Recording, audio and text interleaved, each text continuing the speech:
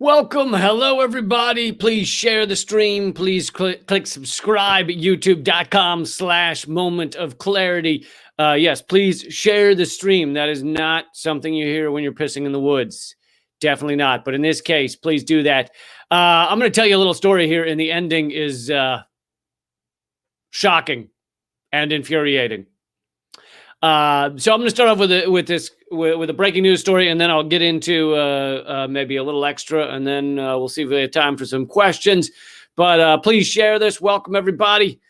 Okay, so let me tell you a little story here. What happened in Las Vegas recently? Las Vegas, Nevada.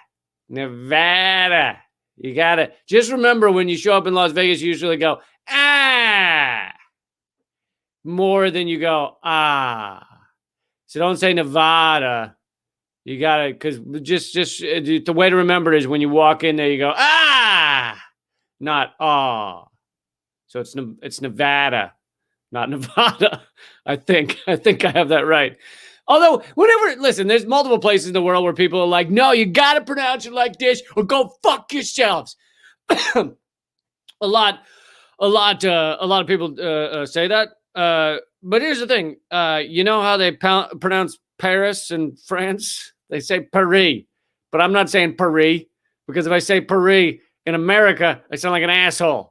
If someone walks up to you and they go, hey, I just came back from Paris, punch them in the face immediately. That is the only proper response. Okay? Same with croissant. If you say croissant in France, perfect. If you say croissant in the U.S., douche-tard. All right? Don't say croissant. If you're at fucking Panera and you're like, yeah, I'd like some fucking ham on a croissant, they're gonna be like, what the fuck are you talking about? Did you just choke? Are you okay? So we pronounce different things differently in different places. All right. I want to tell you a little story about what happened in Las Vegas. And here's how the story starts. Okay, we have tons of homelessness in this country. We have tons of people facing eviction, right? Millions of people facing eviction. And this is during the pandemic, by the way. This is what this video you're about to see is. And here's how Las Vegas lovingly dealt with the fact that you have a lot of homeless people in a pandemic, and they're not taking care of them. There's not enough room for this. Only 30% room in shelters. Only 30% of the homeless have room in the shelters to be housed. So that means 70%, even if the shelters are full, even if everyone goes to the shelters, 70% are still out on the streets. Here's how Vegas dealt with that. Okay, this is their big event where they said, we've got a plan during the pandemic. Come one, come all. If you're homeless, come on. We're going to help you out. We're the city of Las Vegas. We're looking out for you. This is everybody showing up to the big offering from the city of Vegas.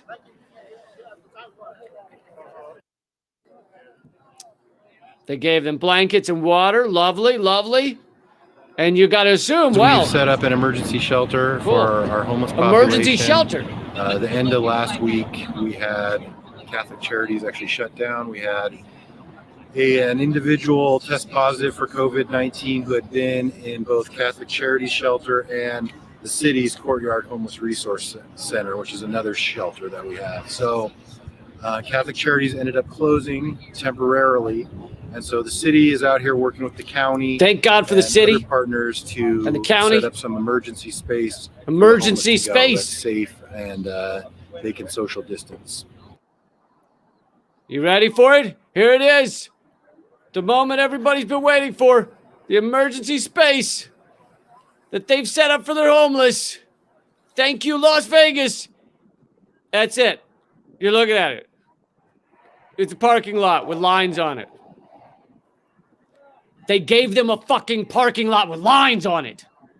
That's their see each one of those squares? That's where they get to live. One person each square in a fucking empty parking lot. We have porta potties here. We have hand washing stations. Well done. You have porta potties and hand washing stations. You fucking assholes. All right. So, but that's just the beginning of the story. That's how it starts. We, the city, are going to help our homeless in this time, in this pandemic. We're going to help them, and we're going to give them somewhere to help be, and we're gonna really make it safe for them. And here's a parking lot with lines on it. That's the beginning of the story. So, what is an average citizen who wants to help, who thinks this is horseshit? What do? Well, if they're a better person than me, and probably you, but I won't judge, but a better person than me, if they're really donating their time on a daily basis to help the homeless, well, they'd probably give them some shelter, right? They'd bring them some tents and some housing, and so here's the next step in this story. Okay. Sadly, you have to turn to Fox News for some reality. But here's the next step in the story. These amazing people that actually care, people that actually have a fucking caring bone in their body. What do? They bring them homes. Food Not Bombs Las Vegas and the Sidewalk Project are building tiny mobile homes. Each home is about 10 feet by 5 feet. They cost about $600 to build. They tell us the project is funded by the community and local charities. So far, the group built 7 mobile homes that are currently occupied and on city-owned lots off Owens Avenue.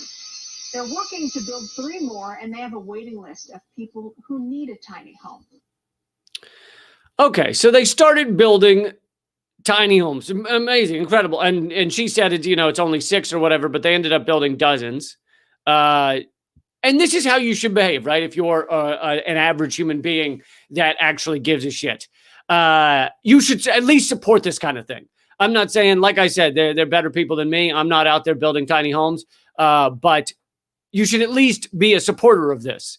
You should at least say, that sounds like a good idea. They're giving people tiny homes. It's like a less than a room. It's basically a little thing that holds a bed and a little extra room. That's it. And yet it makes a world of difference to your average homeless person because they have somewhere safe. They have somewhere they can lock their stuff. They have somewhere that's going to be a lot warmer than being outside in the elements. You can get out of the rain. All these wonderful things. This is the way you should behave if you're an average moral human being, is you should either do that type of shit or at least say, I'm glad that's happening. I think that's good. So they started doing this, building these tiny homes. People started living them. They found an area that was completely unused. And also, let's keep in mind, this is in Vegas during this pandemic. So we're talking probably, I wouldn't be surprised if it's millions, at least hundreds of thousands, but probably millions of empty hotel rooms in Vegas right now. Just thousands upon thousands of them because nobody's going to Vegas. And so you've got empty rooms just filling massive skyscrapers as high as the eye can see of empty rooms. No one staying in them, people sleeping in the streets. That's what you have going on in Vegas right now. So these people giving of their time, their money, and keep in mind how easy this is. $600 to build one of these things. It takes maybe a day to build, and it's all volunteer work. They're not getting paid. The $600 goes only to materials, and you could easily have people donate enough to create a lot of these and really house the population. Like I said, only 30%. The shelters in Las Vegas only house 30% of the homeless. And being in a shelter is no piece of cake for a homeless person. It's many people testify to how terrible it is because your stuff gets stolen. You can't always get a bed. You aren't staying at the same place every night. It's tons of problems. Sexual assaults can be rampant. So this is wonderful, right? This is the way human beings should behave. Thank goodness that Food Not Bombs, they worked with other groups, but Food Not Bombs is one of the ones I've been in contact with, and just doing great things, right? So I'll give you, here's another video of what the tiny homes looked like. Just so you can see it.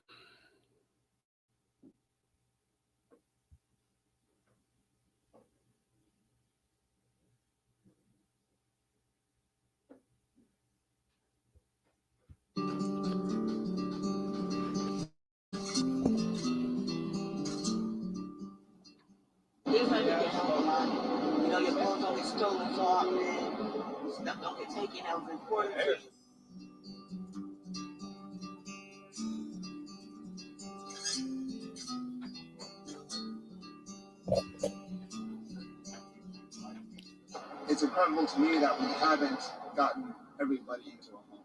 Like growing up myself from rental to rental and watching the struggle of trying to keep shelter is proof enough that people need more stability in their life than just like fighting to have a roof over their head. Okay, so there's more look at how it was done, building the tiny homes, giving them to people, and like he was saying, it gives people stability. It helps when we have people, everyone housed. It helps everyone. It helps your neighborhood. It helps your community. There's less crime. There's less sexual assault. People have stability. They can often then get jobs. They can often then stop their addictions if they have addiction problems. Giving people homes. It's an absolutely the beginning to being a human advanced society. No, like the fact that we have homeless at all is proof that we are completely unevolved. And they've done studies like in Utah where they gave every homeless person a house, an apartment. So 1-room apartment, cheapest apartment they can find, 1-room studio apartment. And they gave them a caseworker that they'd meet with every once in a while to help them get on their feet. And they saw how that changed things. And guess what? Homelessness was down by 91%. They came close to eradicating homelessness.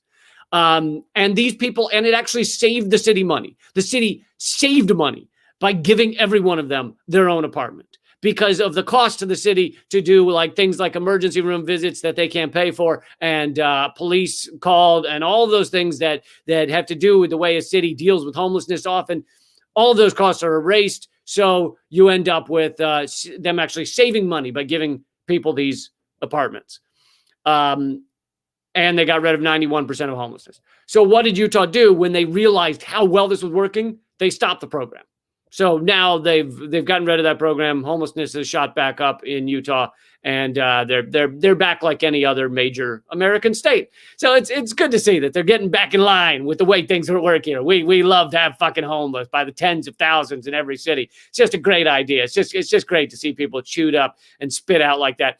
But hold on, we're not to the end of the story yet. All right. I've shown you that they gave them a parking lot. I've shown you that people then realizing that they wanted to save their community, wanted to help these people that don't have homes, the houseless. They jumped in and they said, you know what? Our city's not taking care of it. The government's not taking care of it. We're going to fucking do it. Let's give these people as many homes as we can. And if it proves successful, then more people will donate, and it can keep growing, and it can be a self-sufficient community. And that was their goal. And as you saw, it was going quite well. Sorry about that. Hold on. A homeless camp gone within minutes. Dozens of people called. Damn it. Stop playing. Okay, so as you might have just heard there, what is their response? This is Las Vegas's response to dealing with this shit. Dealing with the fact that people were actually getting housed. Fucking ads. Okay. Many of these living in donated huts. But yesterday morning, all of that changed. The I-Team's David Charnes is here in studio to tell us what exactly happened. David? Well, Brian, more than 24 of these huts, donated huts, were cleared from this site early in the morning. Cleared. Euphemism. Said she lost everything, and she tells us this only continues the cycle of homelessness. There they are. This is North Las Vegas Police Department. You need to pack up your stuff. You need to get out. It only took a matter of minutes for Katie Johnson to lose most of what she had. I lost a lot of my clothes, our stuff, the food that we had gathered up. She stored them in one of 26 insulated huts, all built and donated by volunteers. But early Monday, they were cleared from this lot next to the I-15 just off Lucy. NDOT owns the land, and North Las Vegas maintains it. City leaders say the camp threatened the safety of its residents. Yeah, threaten the safety of its residents by giving them fucking homes. Go fuck yourselves. The excuses. So as you saw, they bulldozed them, they crushed them, they gave the people like less than 15 minutes to get out. They very easily could have given them far more warning. They could have gone in days in advance and said, listen, we're not going to allow this to stay here any longer, but we're going to find you other places to live. Let's get to work on that. We'll work with you on that. They could have done that, but they didn't. They put up a little piece of paper that said trespassing the day before and then came in because they want to destroy things. They want to set an example that if you fucking dare give people housing, if you dare give people a way of life that isn't on the fucking pavement in the middle of two goddamn white lines that we've painted for you, if you dare to do something out of the nothingness we've done outside of it, then we will crush you. We will bulldoze it. We will send in cops.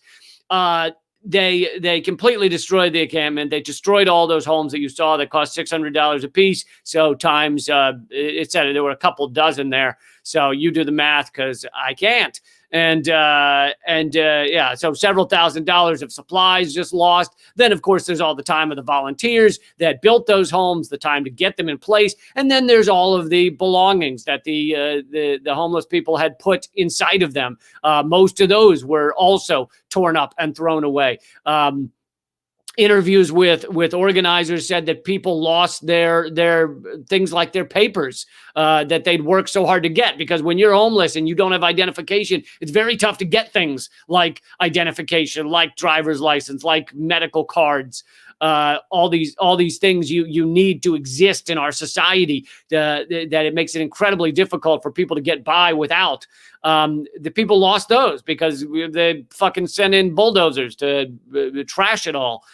And this happened just less than 2 weeks ago in Las Vegas. And it's just fucking repulsive. And in our society, as we're facing more and more evictions, I mean, coming up, the eviction moratorium will end. So far, there's not been a lot of talk of extending it, which it absolutely should be extended. Oh, I don't know, let's say forever. And so people are facing, the numbers are that 1 out of every 3 Americans right now are facing troubles paying their bills. 1 out of every 3 American adults, at the very least. And then the numbers were 40 million people facing eviction that coming when the eviction moratorium's over. But that number's probably gone up a lot since then. Because I got that number 2-3 months ago. Who knows what it is now? But it's just, and like I said, there is plenty of room. There's plenty of materials. We live in a post-scarcity society. It's not like there's not enough room for people to have homes. It's not like there's not enough materials for people to have homes. It's not like there's not enough effort and desire for people to have homes. It is fucking repulsive.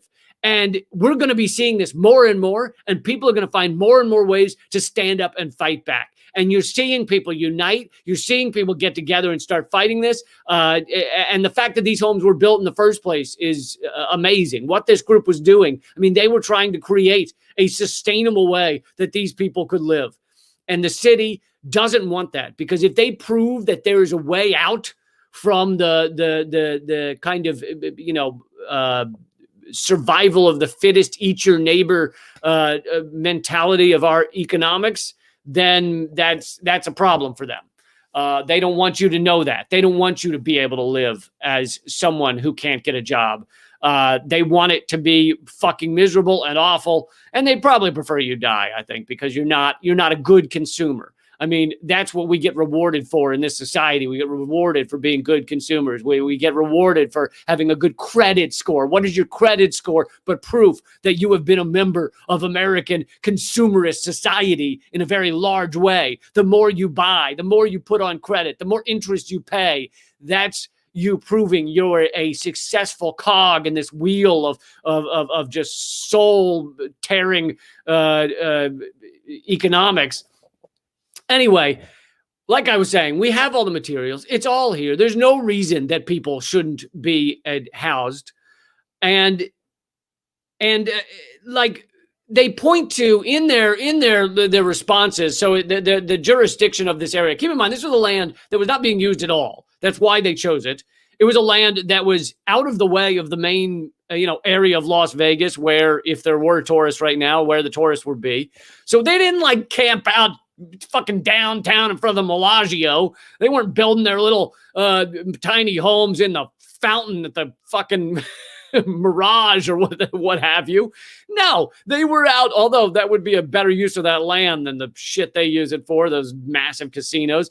But no, they went to a place that was not in the way. They went to a place that was not going to interrupt the tourist traffic that Vegas loves so much. And that still was not enough.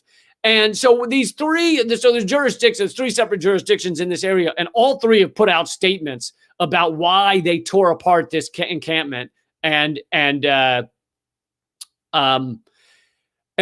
the Nevada Department of Transportation, et cetera, also city of, did I say it right? Nevada? Yeah. No, Nevada. Shit. God damn it. I just got to remember, when you show up in Las Vegas, you go, ah. You don't go, ah. I just got to get, I'm working on it, man. So Nevada Department of Transportation, and watch, I'll get done with this video and someone will say I had it backwards the whole time. Anyway, their response was that, and this is basically a response from all 3 jurisdictions, also, county of Nevada or whatever, county of Las Vegas, Nevada, county, and county of Vegas or whatever, city of Vegas. Yeah. So, but they all said that it was becoming a biohazard. It was a concern because it wasn't clean enough. Well, guess what? First of all, the city could provide bathrooms for their fucking homeless population if they gave a shit. And I didn't, no pun intended. But if they actually cared about these people, they could provide the bathrooms easily. They also said that there was too much trash around, and so it was becoming dirtier. Well, guess what? They had actually earlier, according to Joey Lankowski, Joey Lankowski with Food Not Bombs in Vegas, they had brought dumpsters down to this encampment to allow people to use them, and people were using them. But then the city stopped emptying the dumpsters because they wanted it to become too dirty. They wanted the trash to build up because they had decided they were going to remove all these people, which also goes against CDC guidelines. CDC has said that homeless encampments should not be cleared out right now because guess what? It just spreads COVID-19 around the city when you do that.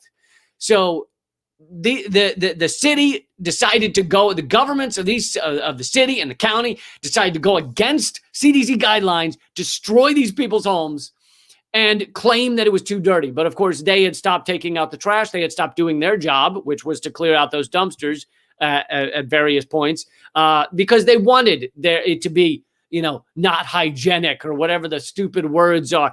And then, by the way, it's all fucking bullshit anyway, because have you ever looked around a stadium after the big game? Have you ever gone outside a Dallas Cowboys fucking, outside of after the big game, any of these big teams, any college stadium afterwards? There's shit everywhere. There's drunk college kids pissing on like orphaned babies in trash piles. It's fucking chaos, all right? It is disgusting. There's half sausages being dragged around by rats. It is gross. So that is far less hygienic than a homeless tiny home. But guess what? Then the city comes running in after those games. And what do? They clean it up. They clean it up. Little people from the city come running in and they clean up all that shit so that they can say, look, these sporting events are wonderful for everybody. They help everybody. Whoopity-doo-dah. Well, they could do the same thing at tiny home encampments, couldn't they? Yes, they could. But they choose not to because they want to destroy them. They want to clear them out. They don't want to show that there is a different way to live than to just throw yourself 24/7 into wage slavery in order to be able to barely pay your rent and to pay in to the system that exploits you. They want that to be the only way to get by. And the idea that there could be another way upends it all. And so they make up these fucking rules that they then use to evict everybody. And so their argument right now is, well, it was illegal, right? It was illegal for them to be there. It was illegal for them to not have bathrooms. It was illegal for them to not clear out the trash or whatever they're saying. So they keep pointing to the law. You know who wrote those fucking laws? Who decides those things that, well, you can't have a tiny home on public property if it doesn't have a running water within 700 yards of a preschool, because then the preschoolers might stop washing their hands because they see someone not washing their hands. You know, whatever the stupid fucking provisions they put in. You know who writes those? Generally rich white men. But let's leave the men out of it because, you know, a lot of women are getting involved these days. So rich white people. All right. Let's even go a step further and ignore the white part because you're getting more people of color involved in legislatures these days. Still rich people. Largely rich people. And I don't mean billionaires, but at least they're not homeless. They're not dirt poor. Guess what? People who are very poor, who are homeless or borderline homeless, they're not in the town legislature. They're not the ones pushing these laws. They don't have the lawyers writing these bills. All right. When was the last fucking bill written by homeless people? When was the last bill written by somebody who can't even afford their rent? It doesn't happen. So basically, the rich, and again, I'm putting that in quotations because I'm not, you know, Bezos isn't writing the zoning things for tiny homes. It's usually your average legislature or whatever. But that's being written by businesses, by business lawyers. You know who doesn't have fucking lawyers working for them, writing these bills? Homeless people, people who are very poor. They don't have the groups of lawyers. They don't have groups of lobbyists writing these bills. So these laws that they all point to as, oh, it was an illegal encampment, these laws were created by the wealthy for the wealthy, by the business community for the business community, by those giant gleaming goddamn hotels and casinos for the giant gleaming goddamn hotels and casinos. You're starting to get the picture? What are these laws? What is legal versus illegal? Stop and think about it as a human being rather than just giving in to our cultural paradigm that we've just been soaked in since we were 2 years old, since we could understand the language. Actually, stop and think. Does that make sense to me that should be illegal? That it should be illegal for someone who doesn't have a home to live in a tiny, tiny house, just to be able to get by, just to not have their stuff stolen, just to be able to sleep without being rained on? Does that sound like that should be illegal to me? Or does that make no goddamn sense? It drives me nuts when we all act like robots. So many of us have act like robots. We just hear, oh, it's against the law. Well, it's against the law. And stop and think about it. Stop and consider it. Stop and decide whether that's something that should be against the law. Then we can talk. But yeah, so they point to all these, zoning requirements or horse shit like that as to why human beings should be forced onto pavement in between white lines that they've painted on the. There's nothing more goddamn immoral and disgusting than abiding by those laws that force people out on their own, that allow you to come in with a tractor trailer and tear up their homes. That's what should be illegal. In a sane world, in a just world, in an ethical world. So I think you're going to see more and more of not just of the fascist kind of police state tearing apart these things. And I don't just mean encampments, but I mean people getting together and trying to help each other. Things like mutual aid, things like Food Not Bombs. By the way, great organization. You should look it up. And if you wanted to donate to help these people, I'm sure I know Food Not Bombs has a website. I'm sure Food Not Bombs Las Vegas probably also has a website. I know they have a Twitter. So you should definitely look them up if you feel like donating to help out. But I think that people are going to be standing up in so many ways right now because we're facing this is going to be the darkest economic time since the Great Depression. These are incredibly rough times, and that's not even taking into account the environmental destruction we're doing. So let's start working together. Let's start not allowing them, meaning the ruling elite, to just extract our souls at every goddamn minute. I think workers have to come together. Maybe I'll cover it in an upcoming episode. There's a new worker-owned ride share, the first one that's worker-owned in New York City. They're hoping to launch, I think, in sometime next year. And basically, it would upend the Uber model, which is to extract life and money from drivers who barely get paid. But I'll get into that in another episode. What is that? Another ad? Sorry, another ad playing. Okay, I want to show you one more thing here. This is a bit of a palate cleanser news story, because I know that other one's pretty dark, but there is some positive. The fact that people are standing up, that is definitely a positive. Okay, so let's see here.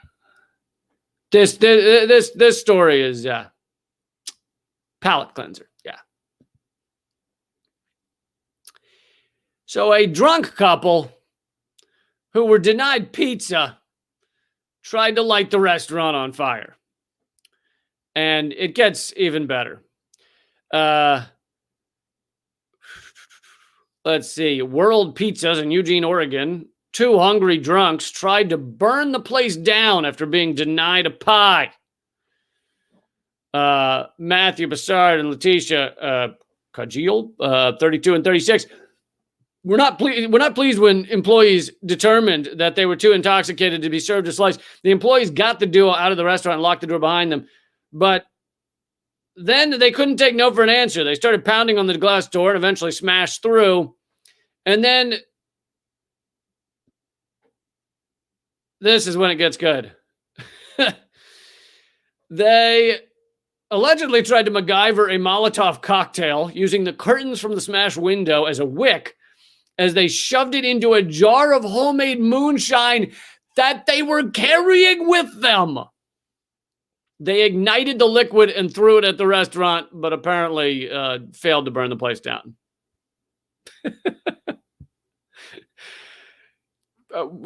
See, this is the problem with Americans. We have not really gotten our Molotov cocktail game on lock. I mean, we got to figure it out, folks. All right, watch the YouTube. You got the Molotov cocktails. You got to do it step by step. You got to have it right. Now, moonshine, probably good choice. I mean, maybe you always need to carry some moonshine with you, but the fact that they couldn't get the job done shows that the Molotov cocktail game was not ready for prime time. That's all I'm saying. Get your Molotov cocktail game ready. I mean, that's taking the Karens to a whole new level. I wanted pizza. I'm going to burn your fucking restaurant down. But I think this is a bit of misdirected anger, which I think you're going to see a lot in the months upcoming, as 1 out of every 3 Americans it doesn't know how they're going to pay their next bill. I think people channel that anger and that frustration and that fear. They channel it into being angry at the wrong things. And so I don't think it's really the restaurant you should be furious at. I think you should be furious at the way our society could be rescuing people, could be saving people, could ensure that everyone keeps their jobs as other countries have done, and instead is funneling trillions to the rich. Literally trillions. That's where your anger needs to go. not throwing moonshine bombs at your pizza place. It's probably not the right direction for the anger. Just saying. But yeah, thank you guys for giving us a news story that's it's a little more entertaining than maybe the homeless houses getting crushed. As I've mentioned a few times, I want everybody to check out Food Not Bombs if you haven't already.